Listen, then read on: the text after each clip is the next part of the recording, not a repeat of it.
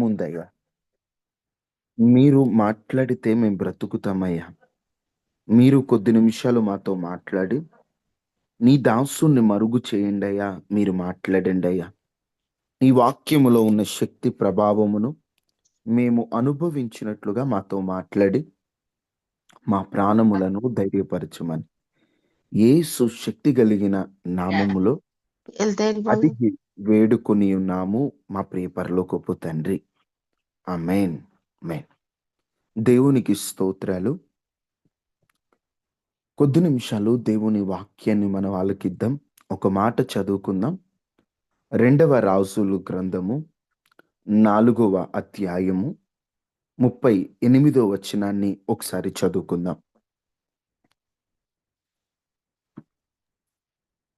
2వ రాజులు గ్రంథము 4వ అధ్యాయము 38. ఎలీషా గిల్గాలునకు తిరిగి రాగా ఆ దేశమందు క్షామము కలిగి ఉండెను. ప్రవక్తల శిష్యులు అతని సమక్షమునందు కూర్చొని ఉండగా అతడు తన పనివానిని పిలిచి పెద్ద కుండ పొయ్యి మీద పెట్టి ప్రవక్తల శిష్యులకు కూర వంట చేయమని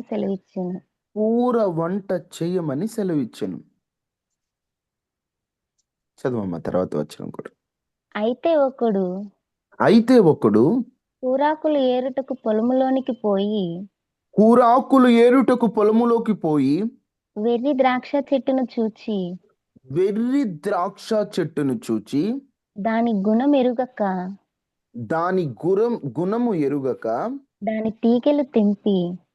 దాని తీగెలు తెంపి ఒడి నిండా కోసుకొని వచ్చి వాటిని తరిగి కూర కుండలో వేసెను. నెక్స్ట్ చదవమ్మా. తినుటకు వారు వడ్డింపగా ప్రవక్తల శిష్యులు రుచి చూచి దైవజనుడా కుండలో విషమున్నదని కేకలు వేసి దానిని తినక మానిరి. అతడు పిండి కొంత తెమ్మనెను. వారు తేగా కుండలో దాని వేసి జనులు భోజనము చేయుటకు వడ్డించుడని చెప్పెను. వడ్డింపగా కుండలో మరి ఏ జబ్బు కనిపించకపోయెను. ఇక్కడ మీరు గమనిస్తే దైవజనుడైన ఎలీషా గిల్గాలు అనే ఒక ప్రాంతానికి వచ్చినప్పుడు దేశమంతా కూడా కరువులో ఉంది. దేశము క్షామము అనగా భయంకరమైన కరువు.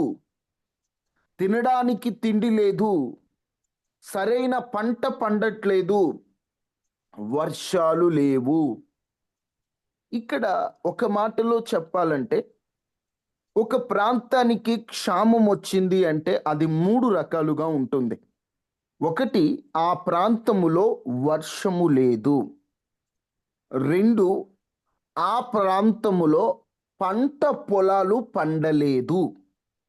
3, ఏదో ఒక రకంగా ఆ ప్రాంతము నష్టపోయి ఉండాలి. అంటే యుద్ధాల వలన కానీ ఏదైనా నష్టం రావడం ద్వారా కానీ నష్టపోయి ఉంటే ఆ నష్టాన్ని బట్టి క్షామము రావచ్చు. ఈ 3 కారణాల వలన ఆ ప్రాంతంలో క్షామము, కరువు ఉంది.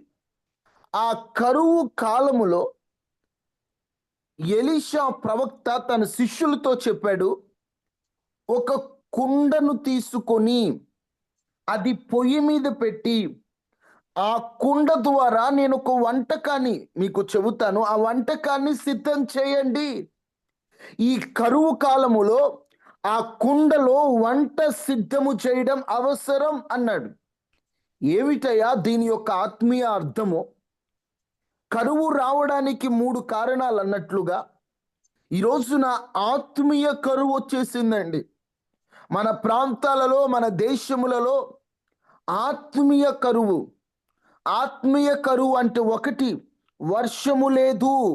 వర్షము లేదు అనగా ఆత్మ సంబంధమైనటువంటి దీవెన, ఆకాశము నుండి దేవుని ప్రత్యక్షత ఈ రోజున చాలా కరువు అయిపోయినది. మొదట దేవుడు ఆదాము అవ్వలతో ప్రత్యక్షంగా మాట్లాడేటువంటి దేవుడు. ఆ తరువాత వారు పాపం చేయడాన్ని బట్టి దేవుడు పరోక్షంగా వారితో స్వరం ద్వారా మాట్లాడేవాడు. వారితో స్వరం ద్వారా దేవుడు అబ్రాముతో కానీ, ఇస్సాకుతో కానీ ఆకాశము నుండి తన స్వరాన్ని వినిపించి దేవుడు మాట్లాడాడు.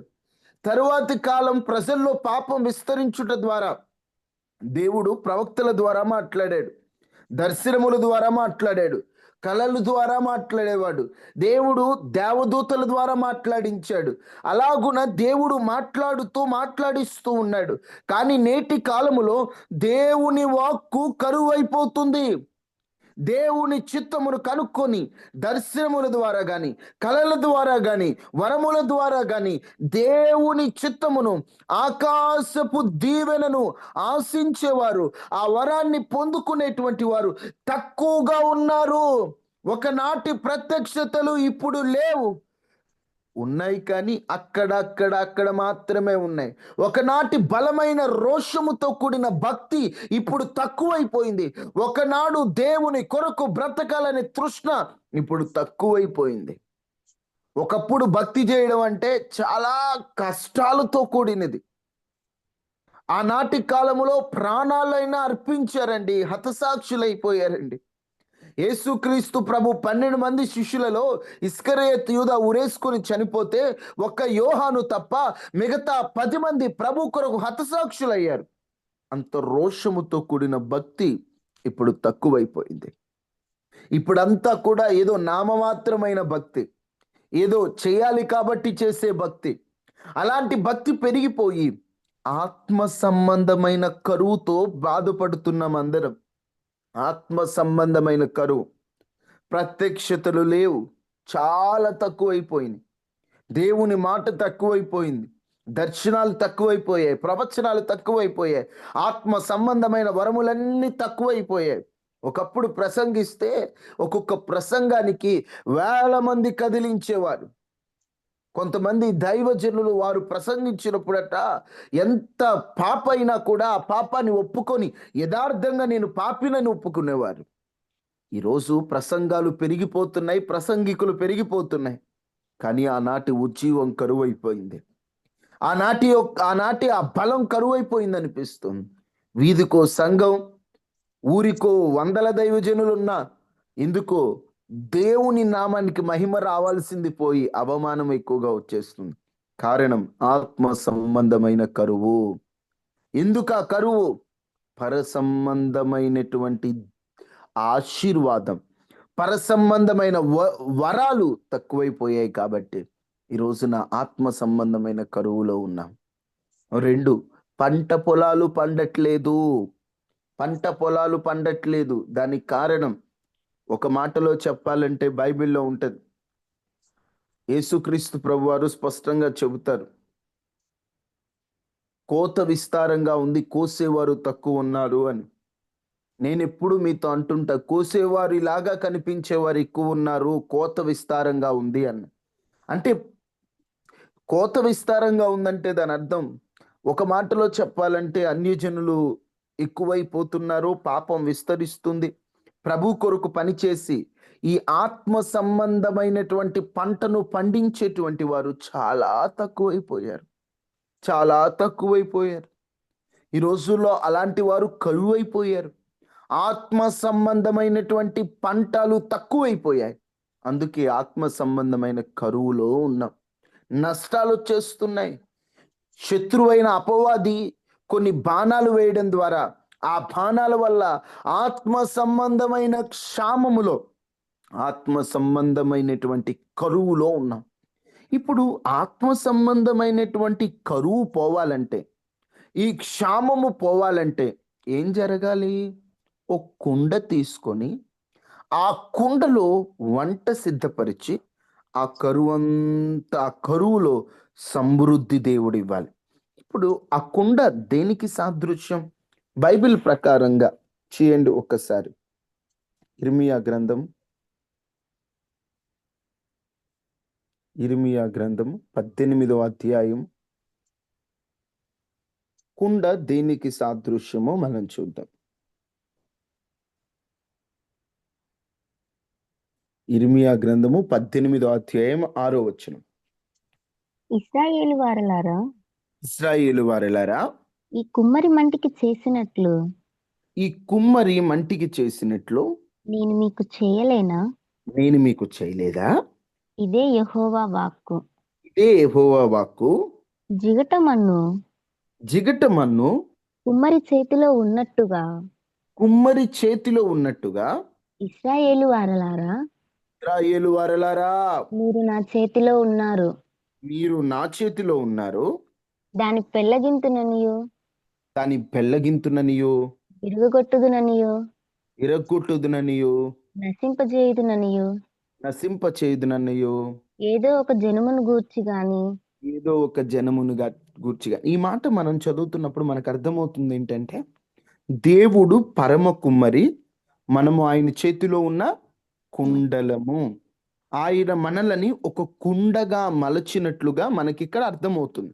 అంటే దేవాతి దేవుడు కుమ్మరి, మనమేమో కుండలం.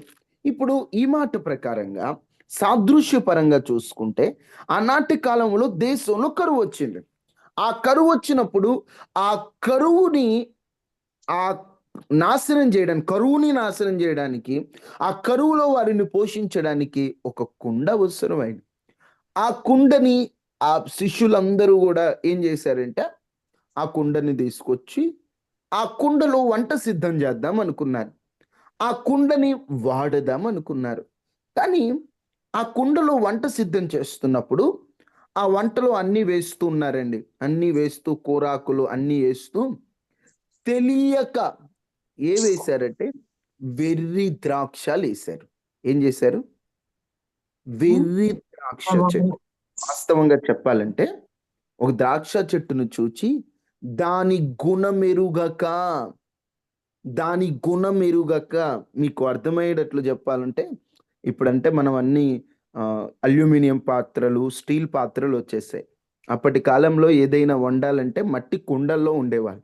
అలా కుండల్లో వండటానికి, అంత కరువులో ఉన్నారు కదా, ఆ కుండలో వండి పెట్టడానికి కుండను సిద్ధం చేస్తూ ఆ కుండలో ఒక కర్రీ చేయాలనుకున్నారు.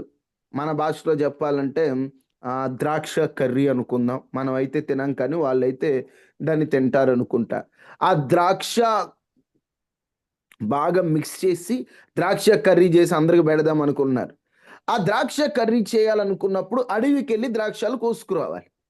ఆ అడవికి వెళ్ళినప్పుడు ఒక ద్రాక్ష చెట్టు కనిపించింది. ఆ ద్రాక్ష చెట్టు కనిపించినప్పుడు దాని గుణమెరుగక, దాని యొక్క గుణం ఎలాంటిదో, దాని యొక్క స్వభావం ఎలాంటిదో వీళ్ళకి అర్థం కాల. ఏదో ద్రాక్ష చెట్టు కనిపించింది, ఆ ద్రాక్ష చెట్టు కనిపించేసరికి ఇదేదో బాగుంది కదా అన్నట్లుగా ఆ ద్రాక్ష కాయలు తీసుకొచ్చి వేసేసారండి.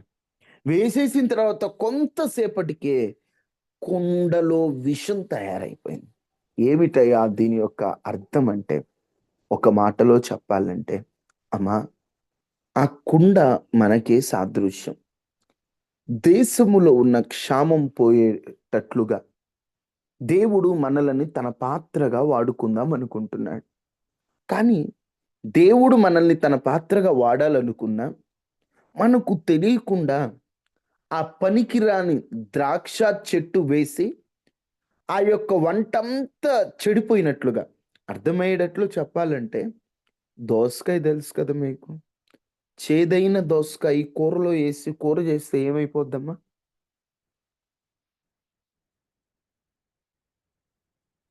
కూర అంతా చేదుగా ఉంటుంది. కూర అంతా చేదైపోద్ది. ఎందుకంటే కొంచెం చిన్న పొరపాటే కూరంతా నాశనం చేస్తది. అలాగనే ఇప్పుడు కుండ బానే ఉంది. ఆ కుండలో వెర్రి ద్రాక్షాలు అని ఇక్కడ రాయబడున్నాయి. వాస్తవంగా మరొక తర్జుమాలో కారు ద్రాక్షాలు అని రాయబడింది. ఏమిటట? కారు ద్రాక్షాలు. ఇంకొక తర్జుమాలో గూడా నేను చూస్తూ ఒక చేట కారు ద్రాక్షాలు, ఒక చోట జాతిహీనపు ద్రాక్షాలు. అంటే మంచి బ్రీడ్ కాదు. ఇది మంచిది కాదురా ఇది. మంచిది కాదు ఇది. ఈ కాయ మంచిది కాదు అంటాం చూడండి. ఇది ఒరిజినల్ ద్రాక్ష కాదు. ఇదంతా డూప్లికేట్ లేదా ఇదంతా కూడా హైబ్రిడ్ అన్నట్లుగా ఇక్కడ రాయబడింది తెలుగులో వెర్రి ద్రాక్షాలు. ఇంకొక తర్జుమాలో కారు ద్రాక్షాలు. కారు ద్రాక్షాలు తరువాత జాతిహీనపు ద్రాక్షాలని ఎప్పుడైతే కుండలో వేశారో కుండ విషపు కుండగా మారిపోయింది. దాని అర్థం దేవుడు నిన్ను వాడుకొని తన పని జరిగించి కరువు కాలములో అంటే ఆత్మ సంబంధమైనటువంటి కరువులో దేవుడు నిన్నొక బలమైన పాత్రగా వాడాలనుకుంటున్నాడు. కానీ నీకు తెలియకుండా నీలోకి కారు ద్రాక్షాలు వచ్చేస్తున్నాయి. జాతిహీనపు ద్రాక్షాలు వచ్చేస్తున్నాయి. కారు ద్రాక్షాలు అంటే ఏంటయ్యా అంటే, ఒక మాటలో చెప్పాలంటే చేయడానికి ఆశించిన మంచి ఫలితాలు బదులు చెడు ఫలితాలు రావడం. ఒక మాటలో మీకు ఇంకా అర్థమయ్యేటట్లు మాట్లాడంటే కారు ద్రాక్షాలంటే చూడ్డానికి బాగానే ఉంటాయి కానీ కొంతసేపటికి అవి పాడైపోతుంటాయి. అంటే పాడైన ద్రాక్షాలు. ఈ రోజున దేవుడు నిన్ను ఆశించి దేవుడు నిన్ను వాడుకొని తన పనిలో ఉపయోగించుకోవాలనుకుంటుంటే కొన్ని చెడిపోయినటువంటివి నీలో ఉంటున్నాయి. పాడైపోయినవి నీలో ఉంటున్నాయి. అవి నీలో ఉండటం ద్వారా దేవుడు ఒక మంచి ఫలాన్ని నీ నుండి ఆశిస్తున్నా నీవు ఆ మంచి ఫలాన్ని ఇవ్వకుండా దేవుడు ఆశించిన దానికి వ్యతిరేకంగా ఇస్తున్నావు. యెషయా గ్రంథం 5వ అధ్యాయం 2వ వచనంలో ఒక మాట రాయబడి ఉంటది. ఒకసారి చూడండి. యెషయా గ్రంథము 5వ అధ్యాయము 2వ వచనం. ఆయన దానిని బాగుగా త్రవ్వి ఆయన దానిని బాగుగా త్రవ్వి రాళ్లను ఏరి అందులో శ్రేష్టమైన ద్రాక్ష తీగలను నాటించెను. అందులో శ్రేష్టమైన ద్రాక్ష తీగలను నాటించెను. దాని మధ్యను బురుజు ఒకటి వేయించి ద్రాక్ష తొట్టిని తొలిపించెను. ద్రాక్ష తొట్లను తొలిపించెను. ద్రాక్ష పండ్లు ఫలింపవలనని ఎదురు చూచుచుండెను కాని అది కారు ద్రాక్షాలు కాచెను. కారు ద్రాక్షాలు ఎలా చెడిపోయిన ద్రాక్షాలు ఎలా ఆ కుండను నాశనం చేశాయో. దేవుడు కూడా ఒక మంచి ఫలం నీలో ఉండాలి. ఫలము అంటేనేమో మన స్వభావం, మనలో నుండి వచ్చేది. మనలో నుండి మంచి ఫలం వస్తుందని దేవుడు ఎదురు చూచాడు. కానీ మనలో ఏ ఫలం ఉందో తెలుసా? కారు ద్రాక్షాలు ఉన్నాయి. దేవుడు చాలా ఎదురు చూచాడు.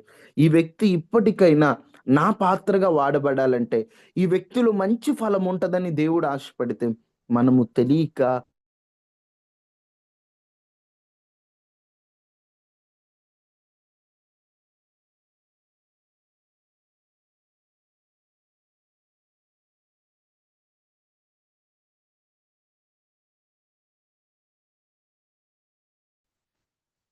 మీకు కొంచెం అర్థం కానట్లున్నా ముందుకెళ్ళే కొద్దీ మనకు అర్థమవుతుంది అసలు యొక్క వర్తమానం ఏంటో.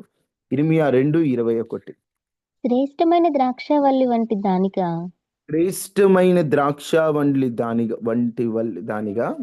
నేను నిన్ను నాటి తిని కేవలము నిక్కమైన విత్తనం వలని చెట్టు వంటి దానిగా నిన్ను నాటి తిని నాకు జాతిహీనపు ద్రాక్షావల్లి వలె నీవెట్లు భ్రష్ట సంతానమైతివి. అయ్యో, నేను నిన్ను ఒక మంచి ద్రాక్షవల్లి అనుకున్నా, మంచి ద్రాక్ష కాయలు అనుకున్నా. కానీ చివరికి తెలిసింది ఇది ఒరిజినల్ కాదు, డూప్లికేట్. అలాగనే ఒక్కొక్కసారి మనలో తెలియకుండానే కొన్ని జాతిహీనపు లక్షణాలు మనలో వస్తూ ఉంటాయి. వాటి ద్వారా మనం విషపూరితంగా మారుతుంటాం.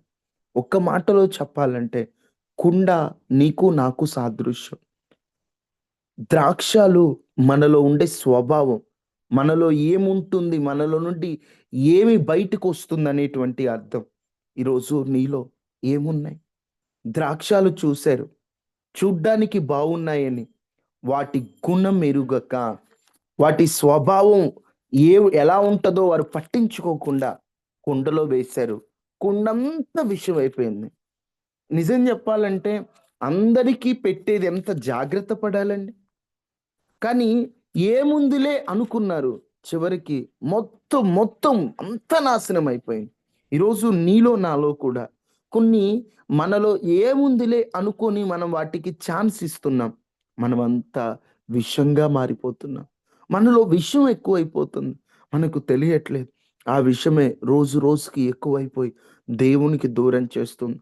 దేవుని పనిలో వాడబడాల్సింది పోయి ఇప్పుడు పాత్ర అంతా విషయం అయితే ఆ పాత్రే వాడబడదు. నీవు చాలా మంచి వ్యక్తివి. ఒక మాటలో చెప్పాలంటే దేవుడు మనిషిని మంచిగా ఉంచాలని కోరుకుంటున్నాడు. నీవు ఒక తెల్ల కాగితానివి. ఆ కాగితం మీద మంచిది రాస్తే కాగితం విలువ మారుతుంది. ఆ కాగితం మీద పనికిరానిది రాస్తే అది చింపి పారవేయబడుతుంది. నీవు నేను కూడా అలాగునే దేవుడు మనల్ని విలువైన వ్యక్తులుగా ఉంచాలనుకుంటున్నాడు. దేవుడు మనల్ని తన పాత్రలుగా వాడాలనుకుంటున్నాడు. కానీ విషయం అనేటువంటిది నీలో వస్తుంది. ఆ విషయం నీలోకి రావడం ద్వారా టోటల్గా నువ్వు చెడిపోతున్నావు, టోటల్గా నువ్వు పాడైపోతున్నావు. ఏమిటా విషయం? టీవీ అనేటువంటి విషయమా? సెల్ ఫోన్ అనేటువంటి విషయమా? చూడకాని దృశ్యాలు అనేటువంటి విషయమా? ఏ విషయం నీ ఆత్మీయ జీవితాన్ని నాశనం చేస్తుంది? ఏది నిన్ను బలహీనపరుస్తుంది? ఏది నిన్ను దేవునికి దూరం చేస్తుంది? ఈ రోజున నీకు అర్థం కావట్లేదు. కొంత విషయం నీ జీవితాన్నే నాశనం చేస్తుంది. కొంత విషయం నీ పాపాన్ని నీలో ఎక్కువయ్యేటట్లు చేస్తుంది. ఆనాడు కారు ద్రాక్షాలు, జాతిహీనపు ద్రాక్షాలు వేస్తే ఆ వంటంతా ఎంత పాడైపోయిందో. పనికిరానిది ఏదైనా నీలోకి వస్తే మన లోపలికి వెళ్ళేది మనల్ని నాశనం చేస్తుంది. కన్ను ద్వారా కొన్ని లోపలికి వెళ్తున్నాయి, చెవి ద్వారా కొన్ని లోపలికి వెళ్తున్నాయి, నోరు మాట్లాడడం ద్వారా కొన్ని ఆలోచించడం ద్వారా లోపలికి వెళ్తున్నాయి. అది లోపలికి వెళ్ళి ఏం చేస్తున్నాయి? నీ ఆత్మని నష్టపరుస్తున్నాయి. టోటల్గా నిన్ను ఒక విషపూరితమైన మనిషిగా మారుస్తున్నాయి. ఇప్పటికైనా అర్థం చేసుకోండి తల్లి, ఇప్పటికైనా గ్రహించండి. ఆనాడు పనికిరాని ద్రాక్షాలు వేస్తే ఆ మొత్తం పాడైపోయింది. ఈరోజు నీ జీవితం, నీ ఆత్మీయత నష్టపోకుండా ఉండాలంటే జాగ్రత్త. నీలోకి ఏది వెళ్తుందో ఒక్కసారి పరిశీలించు. చాలా మంది అంటారు సినిమాలు చూస్తే తప్పేంటి బ్రదర్, నేను మంచిని చూచి చెడును వదిలేస్తానంటే. ఒక సినిమా ఒక 2 గంటలు ఉన్నప్పుడు 2 నిమిషాలు చెడు ఉంటే యథార్థంగా చెప్పండి, ఆ 1:58 గుర్తుంటుందా? 2 నిమిషాలు చెడు ఎక్కువ గుర్తుంటుందా? 2 నిమిషాలు చెడే గుర్తుంటది. 2 నిమిషాలు చెడే గుర్తుంటది. మీరు గమనించండి. కాకపోతే మన మైండ్ మంచి కంటే చెడు వైపే ఆకర్షణ. తోటలో జీవవృక్ష ఫలాలు ఉన్నాయి, ఆ తోటలో మంచి చెడులు తెలివినిచ్చు వృక్షాలు ఉన్నాయి. ఎటుపోయింది అవకన్ను? సర్పం ఎక్కడుంది? మామూలుగా చెప్పండి, సర్పం ఎక్కడుంది? సర్పం అపవాది ఎక్కడున్నాడు?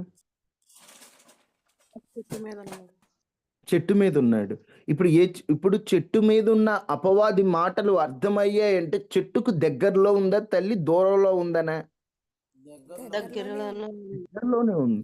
అంటే జీవవృక్ష ఫలాలు కూడా అదే ఏదెనులో ఉన్నాయి కదా. కానీ మనసు ఎట్టుపోయింది? చెట్టు మీద మంచి చెడు తెలివినిచ్చి చెట్టు వైపు వెళ్ళింది.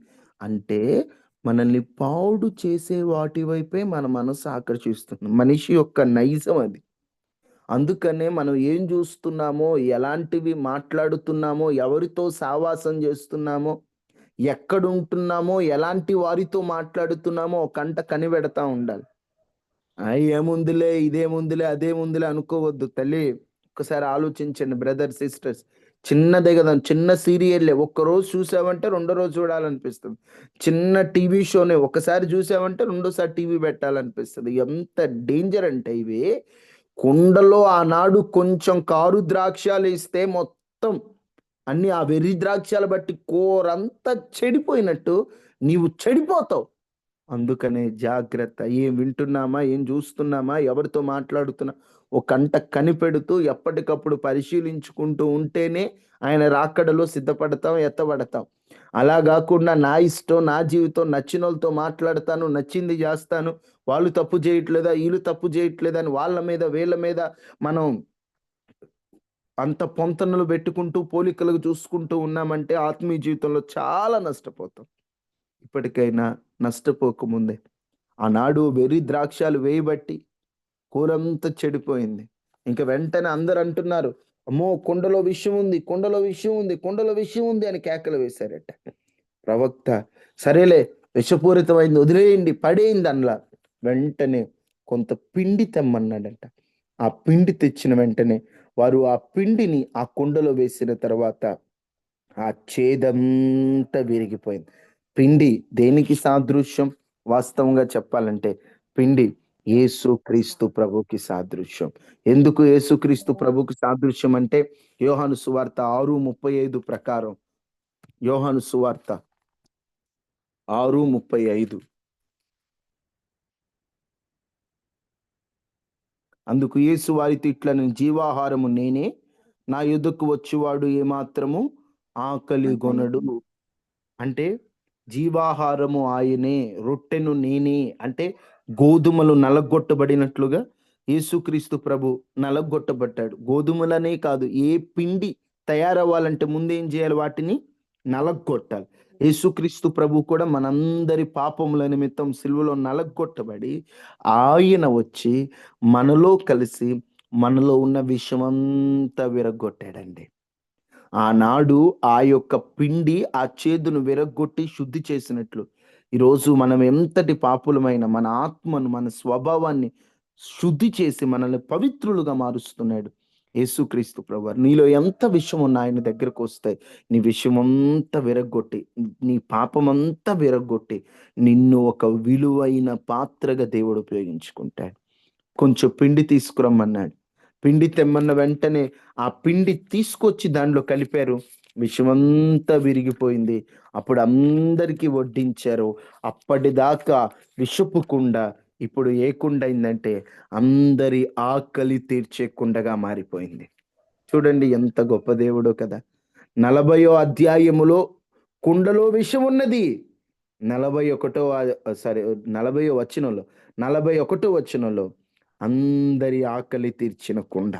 ఇప్పుడు విషమున్న కుండ 40వ వచనంలో ఎవరైనా విషమున్న కుండని దగ్గర పెట్టుకొని దాన్ని టేస్ట్ చూస్తారా? ఎవరైనా దగ్గర పెట్టుకుంటారా విషమున్న కుండని? ఎవరు దగ్గర పెట్టుకోరు, దాన్ని పక్కన పడేస్తారు. 40వ వచనంలో పక్కన పడవేయబడిన కుండ. 41వ వచనంలో అందరి ఆకలి తీర్చి అందరి చెరువులో ఉన్న కుండ. ఏమిటి 40కి 41 కుండలో తేడా ఏంటంటే ఏమీ లేదు, కుండలో పిండి పడింది అంతే. ఈరోజు నువ్వు ఒక పనికిరాని వ్యక్తివైనా, నువ్వెంతటి పాపివైనా, నువ్వు దూషకుడు, హింసకుడు, హానికరుడు లాంటి వ్యక్తివైనా, యేసు క్రీస్తు ప్రభు నీలోకి వచ్చిన వెంటనే నీలో ఉన్న విషం విరగొట్టబడి వెలివేయబడిన నీవే, తీసివేయబడిన నీవే, తలకు మూలరాయిగా, పనికి రాని రాయే దేవుడు ఉపయోగించుకునే రాయిగా నువ్వు మారబోతున్నావు. ఒకప్పుడు నిన్ను చూసి చీ నువ్వు ఇలాంటోడివా, చీ నువ్వు అలాంటి దానివా అని మనుషులు ఎవరైతే నిన్ను తృణీకరించారో, మనుషులు ఎవరైతే నిన్ను వెలివేశారో, నీ పాపాన్ని బట్టి ఎవరైతే నిన్ను తక్కువగా మాట్లాడారో, ఒక్కసారి యేసు ప్రభుకు స్థానం ఇచ్చి చూడు. మనస్ఫూర్తిగా యేసు ప్రభుని నీలో ఉంచుకో. అప్పుడు ఎవరైతే తీసివేశారో వారే నిన్ను చెంత చేర్చుకోబోతున్నారు. ఎవరైతే చీ విషయం అన్నారో వారే ఇంకొంచెం వేయి అనేటట్లుగా దేవుడు నీ విషయాన్నంతా విరగొట్టుతున్నాడు. అంత విలువ నీకు రావాలంటే ఒకటే, అయ్యా నాలోకి నువ్వు రావాలి. ఆ పిండి కుండలోకి వెళ్ళినట్లుగా పిండికి సాదృశ్యమైన నీవు నాలోకి వస్తాయి. నాలో ఉన్న విషయం అంతా విరిగిపోతుందయ్యా, నాలో ఉన్నటువంటి పాపం అంతా విరిగిపోతుందయ్యా అని మనం అందరం కూడా ప్రభు పాదాలు పట్టుకుందాం. అమ్మా, అర్థమైందా మీకు? ఒక మాటలో చెప్పాలంటే ఆనాడు దేశమంతా కరువులో ఉంది. కరువులో ఉన్నప్పుడు కుండలో ఆహారాన్ని సిద్ధం చేయమని ఎలీషా భక్తుడు చెప్పాడు. వారు ఆహారాన్ని సిద్ధపరిచే క్రమంలో పనికిరాని ద్రాక్షాలు, కారు ద్రాక్షాలు, వెర్రి ద్రాక్షాలు వేశారమ్మా. వాటిని వేయడం ద్వారా ఆ కూరంతా చెడిపోయింది. చెడిపోయినప్పుడు ఏం చేయాలో అర్థం కాని పరిస్థితిలో దైవజనుడు పిండి తెమ్మన్నాడు. ఆ పిండేసిన వెంటనే విషం విరిగిపోయింది. దాని అర్థం మన చుట్టుప్రక్కలంతా కూడా కరువుతో బాధపడుతున్నారు. ఏ కరువు? తినడానికి ఆత్మీయ తిండి కరువు. అంటే సరైన వాక్య ప్రత్యక్షత లేక, దేవునికి దూరమైన స్థితిలో, పాపం ఎక్కువై దేవుని నామానికి అవమానం జరుగుతున్నటువంటి పరిస్థితిలో మనం ఉన్నాం. ఇలాంటి సమయంలో ఆకలి తీర్చే కుండగా, అంటే దేవుడు వాడుకునే పాత్రగా నువ్వు మారాలి. కుండ మనకు సాదృశ్యం. దేవుడు మనల్ని వాడుకోవాలనుకుంటున్నాడు, కానీ ఒక్కొక్కసారి మనకు తెలియకుండా మనం వెర్రి ద్రాక్షలు వేసినట్టుగా పనికిరాని స్వభావం, పనికిరాని లక్షణాలు మనలోకి వేస్తున్నాం. వాటి ద్వారా మనలో విషం, పాపం పెరిగిపోయింది. అప్పుడు ఎలా బయటపడాలంటే, పిండికి సాదృశ్యమైన యేసుక్రీస్తు ప్రభు మనలోకి వచ్చినటువంటి వెంటనే మనలో ఉన్నటువంటి ఆ విషయం అంతా విరిగిపోయి మనం పవిత్రులుగా మారతాం. అది ఈరోజు వర్తమానం. ప్రార్థన చేసుకుందాం అందరూ తలలు వంచి. నా కుండలో ఉన్న విషయం అంతా విరగ్గొట్టమని ప్రార్థన చేద్దామా? అయ్యా, నాలో ఉన్న విషయం అంతా విరగ్గొట్టండి.